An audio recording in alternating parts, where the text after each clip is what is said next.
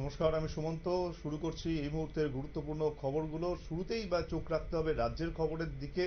আপনাদের জানিয়ে রাখবো যে গরু পাচারের সময় শান্তির বাজার থানার পুলিশ গরু ভর্তি গাড়ি আটক করলো। দুটি গাড়িকে আটক করা হয়েছে এখনো পর্যন্ত, এমনটাই খবর উঠে আসছে। এবং যেটা জানা গেছে যে প্রতিদিনের মতো যানবাহন চেকিং করার সময় দুটি গরু বোঝাই গাড়ি দ্রুত গতিতে পালিয়ে যাওয়ার চেষ্টা করে। পুলিশ গাড়ি দুটোকে আটক করতেই গাড়ি দুটির পিছনে ছুটে যায় এবং পরবর্তী সময় শান্তির বাজার মহকুমা শাসকের কার্যালয় সংলগ্ন এলাকায় স্থানীয় লোকজনদের প্রচেষ্টায় দুটি গাড়িকে আটক করতে সক্ষম হয় শান্তির বাজার থানার পুলিশ।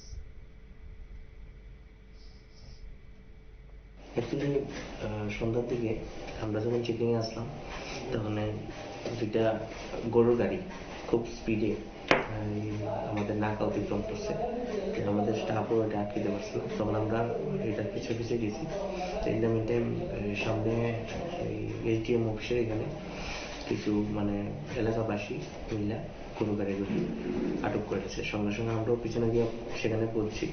তারপরে সেই গাড়িগুলি আমরা ডিটেন করে থানাতে আনছি। আনার পরে দেখা গেছে যে দুইটা গাড়ির মধ্যে একটা number TR03L1598 Bolero mini truck. এই এটার মধ্যে 12টা গরু পাওয়া গেছে। আর আরেকটা গাড়ি যেটা নাম্বার TR03L1518 বুলেরো, সেটাও মিনি ট্রাকই। এবং সেটার মধ্যে 10টা গরু পাওয়া গেছে। একসঙ্গে কইরা তারা খুব নৃশংসভাবে গরুগুলি নিতেছিল।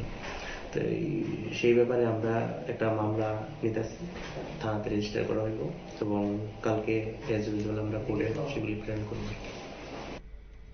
মোট 22টি গরুকে আটক করেছে পুলিশ এবং এই ঘটনার সঙ্গে কারা কারা যুক্ত তাদের তাদের জন্য এখন তদন্ত চালাচ্ছে পুলিশ। সময় একটা ছোট্ট বিরতির, সঙ্গে থাকুন।